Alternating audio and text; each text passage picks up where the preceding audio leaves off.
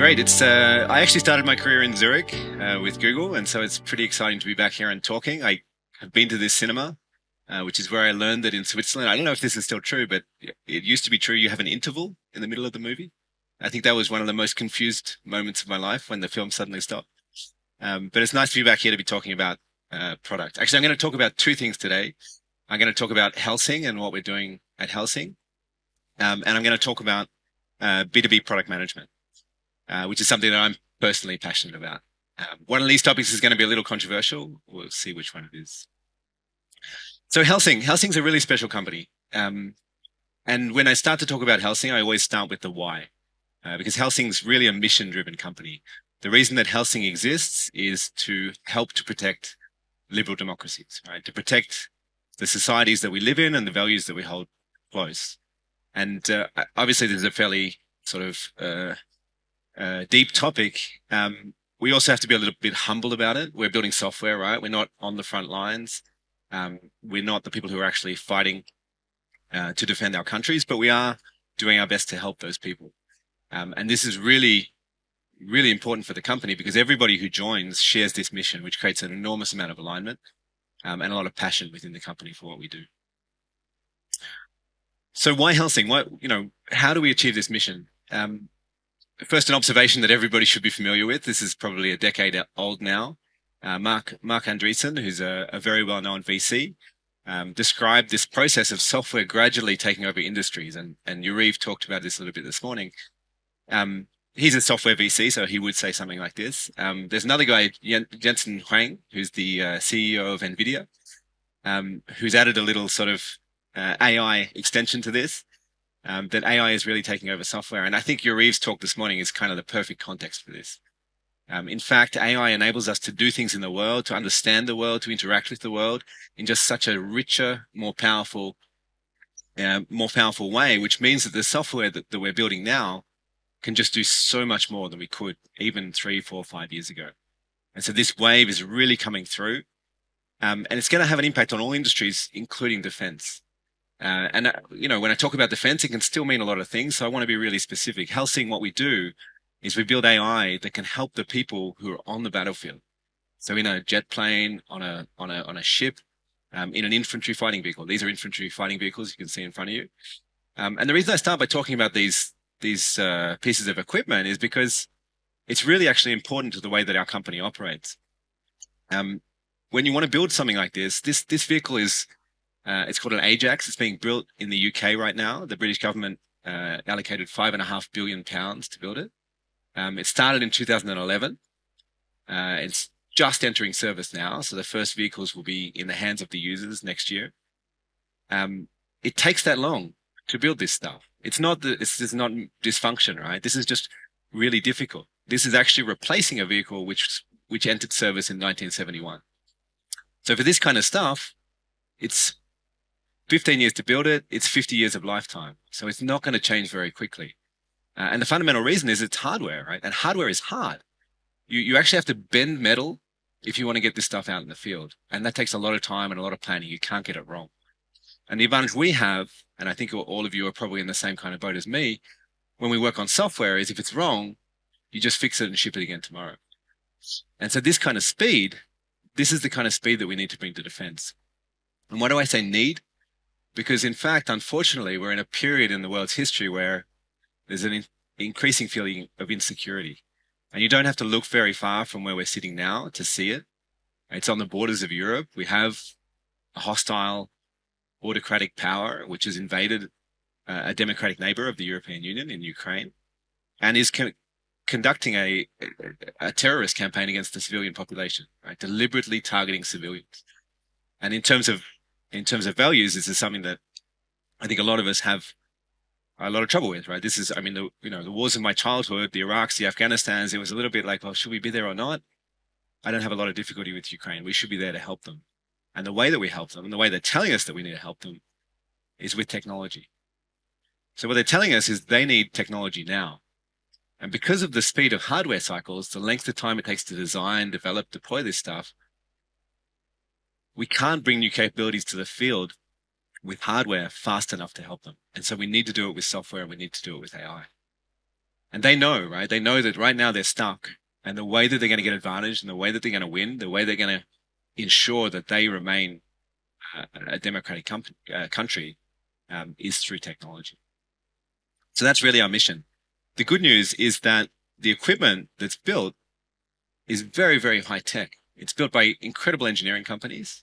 I'm showing you a fighter jet, but this is true for the boats, for the tanks, for all the equipment that the military uses. But it's built with a very hardware mindset. It's built with a lot of latent capability, sensors. It's got a lot of compute, but often it's just not being utilized for things that we know we can do even today. I don't have to look far in the future. The things that we can do today with AI and software can bring real capabilities. So I want to give you an example. It's a public one, which obviously makes it easy to talk about, but it's also a really exciting one. In Germany, we've been selected by the German government to retrofit the Eurofighter, which is the leading European fighter jet that Germany uses, to retrofit it with a better system for detecting radars. So when you're a fighter pilot and you're flying a mission, the most important thing for you to know is who's looking at me. Are they scanning? Are they tracking? Are they targeting? Because that will tell you whether you're at threat of being shot down or not. And that's kind of the tactical level, right? That's the user problem. The strategic level is Germany, their nuclear deterrent is carried by fighter aircraft. And so if you can't protect those aircraft carrying the nuclear deterrent, you don't have one. And now nobody wants to use nuclear weapons, but the strategic reality is if you don't have a nuclear capability, you're at a complete disadvantage to somebody who does. And so as a country, you simply have to have this. So this is critical, not just to the pilots. This is critical to our nations. And what we've found with AI is that we can actually dramatically increase the capability of these systems to detect radars and therefore make these aeroplanes much safer, much more what they call in the industry survivable than without AI. So software deployed to an airplane to make the people who are using it safer, which is like a phenomenal change in the approach of the industry. So normally I tell this story and people say, okay, that's great, but you're a product manager. Lots of people build software for defense, but it's normally projects, right? The government comes and says, can I please have this? Okay, you can have it. Helsing's a product company for two reasons. One is we invest in technology. We identify use cases. We identify technology, usually based on AI.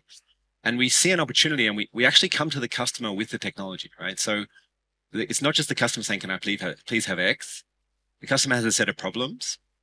We bring our products and we say, we can solve that problem for you. That's the input side. And on the output side, we're confident that these things that we build can be reused in other places. So in other fighter jets for other countries, we work with France and the UK as well as Germany. And also in other domains. So we have a similar problem in terms of understanding radars in the maritime domain on boats, and also in land, a bit less, but to some extent. So we think of ourselves and we operate as a product company. But product is really different in every company, right? When you have your products, you always have a layer around that where the job of that layer is to shape the product, and that's us, right? That's the reason that we're here. Our job is to figure out how to manage that product, how to continue to make it successful in the market, how to deliver value to the users. But the question that I really want you to reflect on today is, what shapes product management, right? Like if we think about the layer that's around product management that causes product management to be the way that it is, what's that? For me, that's strategy. It's the company strategy, the business strategy. All right. So the product function, and this may seem a little simplistic, but I think it's really important. The product function is a result of the company strategy.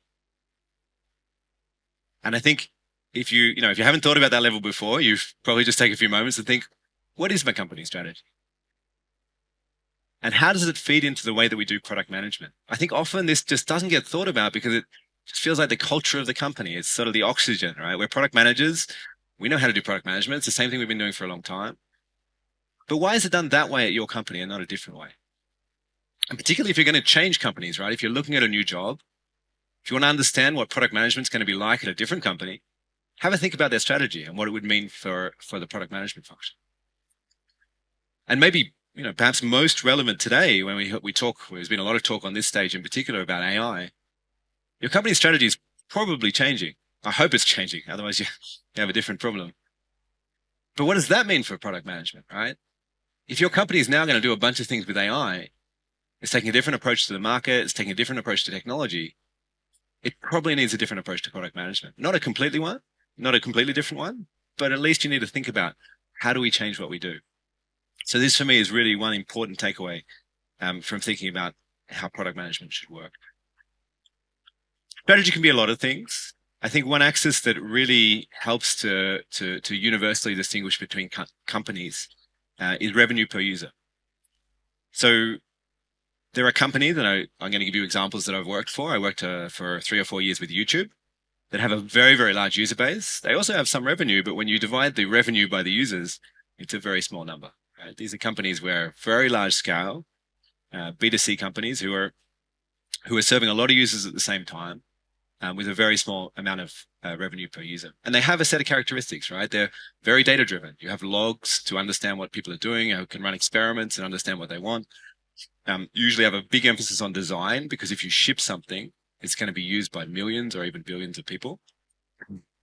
And they really focus on scale from a technical point of view, right? They have a delivery pipeline, it's super well defined, staging, canaries, etc. You're delivering to a small number of surfaces used by a lot of people. And so everything is scalable, including support, everything that happens behind the scenes. If you go, so Google is down there. I also worked with DoubleClick in the advertising side. It's much more on the higher revenue per user.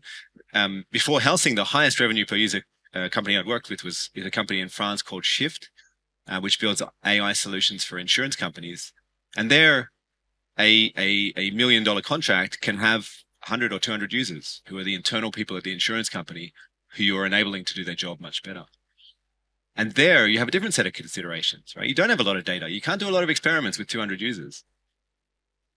You don't have the same level of emphasis on design. You do need to build something that really works and is easy to use, but you don't have the resources that you have when you're building for 1 billion people. And scale, engineering scale comes later, right? It comes eventually, but it comes much later in the journey of the company. But what you do need at this end of the spectrum is a lot of domain knowledge. You have a deep domain that you probably don't understand when you come in. Insurance is an example, defense is another one. And you have a go-to-market strategy that's really complex. How do you penetrate a market? How do you find your first users? How do you close a contract, right? What does this customer care about that's not in the product, that's outside the product, that's part of the business context? And these things are really interesting, but really, really complicated.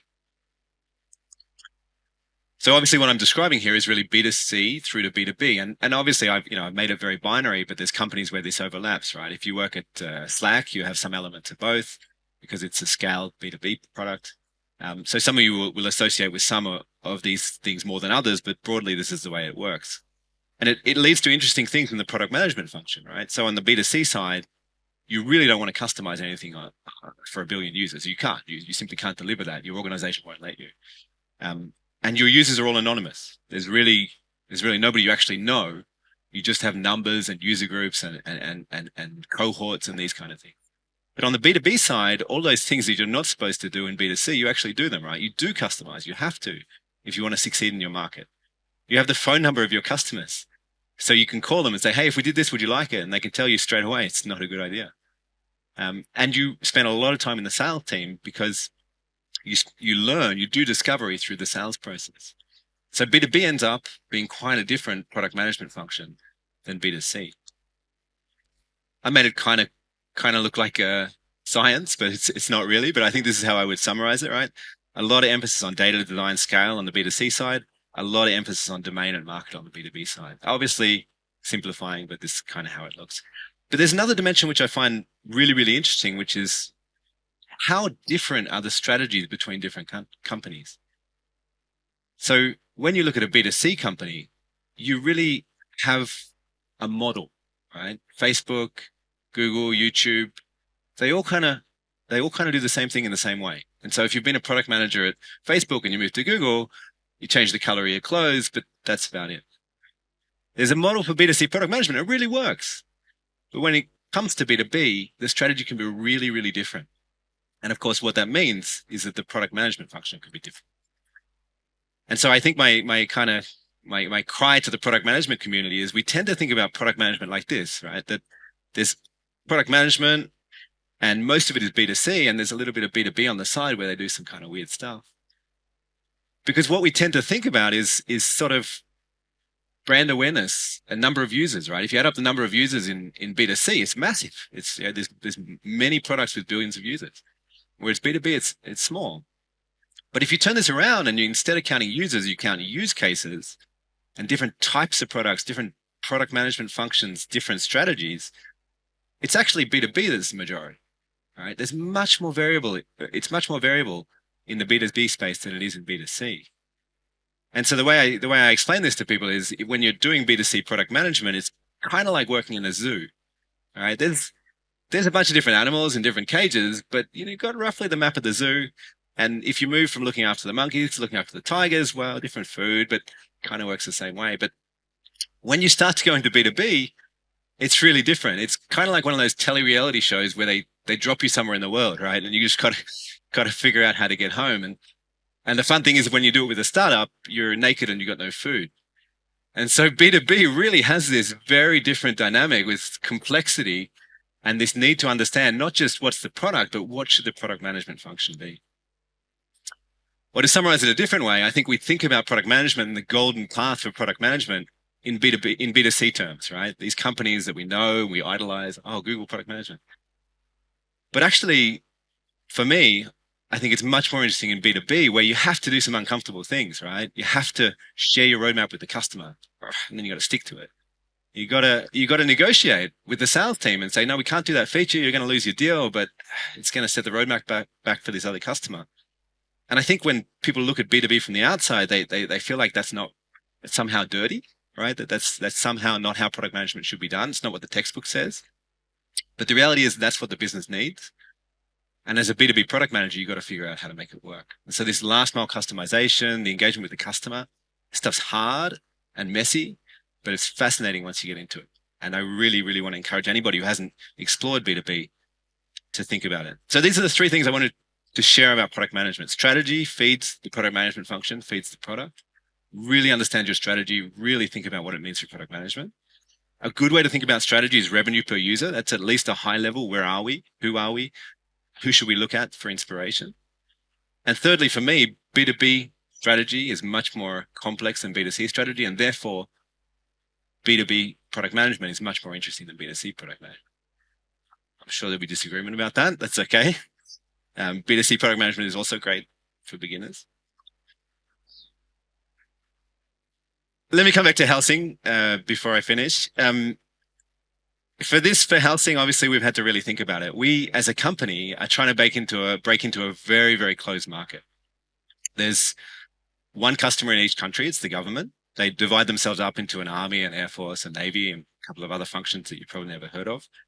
But they have a single budget. It's a single buyer with a single budget, and often it's set. The French published their military programmation law for 2024 to 2030 this year. Done. So if you want a slice of this pie, you're literally going to have to take it off somebody else. The pie is not going to grow. And the institutional structure is very, very complicated. There's bureaucracies and standards and rules and procedures. And so you really got to find your way in. And frankly, you can't make this machine change or move. You can't talk about disruption unless you have something that really makes people want to change, right? And so, the inertia is very, very high. We have to, if we want to succeed, we have to deliver 10 times value, right? We have to really deliver something where it's not 20% or 30% better. It's 10 times better than what they have. And as a consequence, I'm building the product team.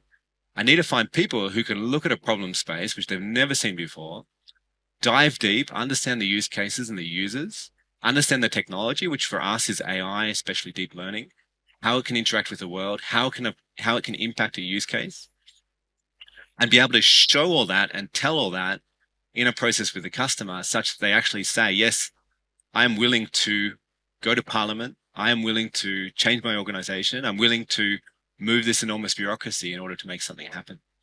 And as a consequence, I'm almost at a point where I say I can't hire junior people, but the flip side, that's hard. I miss a little bit the idea of bringing people in and growing them, but the flip side is we can hire really experienced people.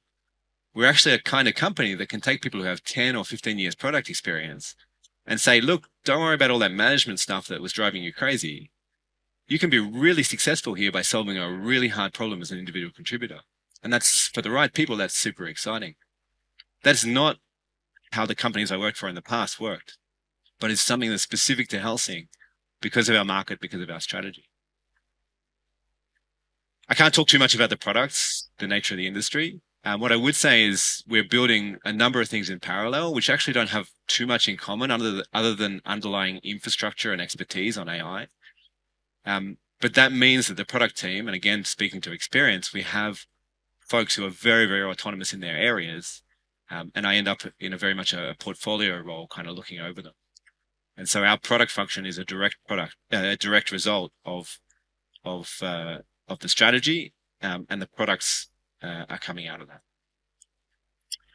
So I talked about software and AI eating the world. Is it happening? It is starting to happen in defense. Defense is possibly one of the last industries, but we see the signs in the US. These are 2 US companies. They're a bit different from Helsing in that they build their own hardware. So they've actually gone full stack, sort of vertically integrated. They're building pieces of hardware, but then also the software and AI on top. It's a different strategy to us, but it's one that's working for them in the US.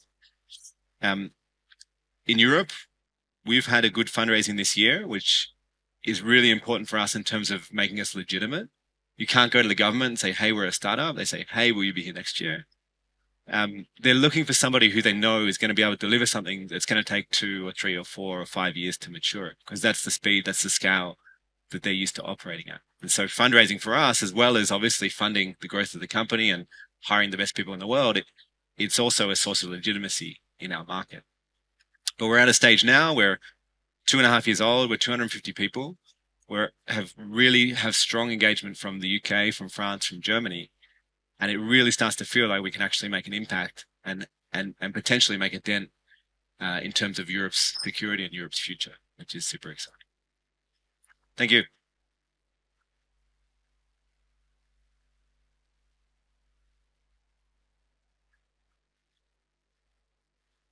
Are we going to do Q&A, Jaquel, or I don't know, how are we for time? Are we good? Okay.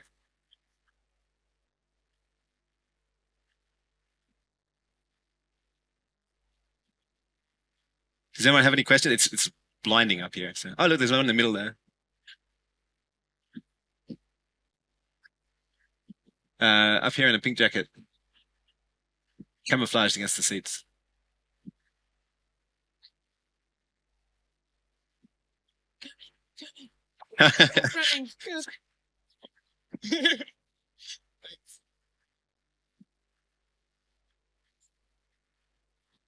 So I'm curious. I had a lot of B2B experience as well, so I love it. Spot on. How have you seen product managers who primarily have B2C experience move over to the B2B world? And how have you seen that transition versus B2B going to B2C? Either one of those transitions are easier or harder? That's a really good question. I have to admit, I think this is one of these things that I only understood looking back. I started at Google, where they do a bit of both, mostly B2C in terms of spirit, but I ended up in the B2B part of Google. And there are increasingly B2B parts of Google. And so by the time I actually realized that this was a thing, I'd already kind of made the transition. I do think, like, you know, I obviously part of my message is B2B is really cool and you should come and try it. You can learn it. It's not rocket science, right? It's experience. You get out there with the sales team, you make your first mistakes, you learn how to pitch, you challenge yourself, right? You get uncomfortable and you learn that, you know, there's certain things you should do and certain things you shouldn't do, and you grow into it. So I think every B2C product manager can be a B2B product manager with the will. I've actually not really seen anybody go back. I like once you're in there, you kind of get stuck. So, you know, be warned.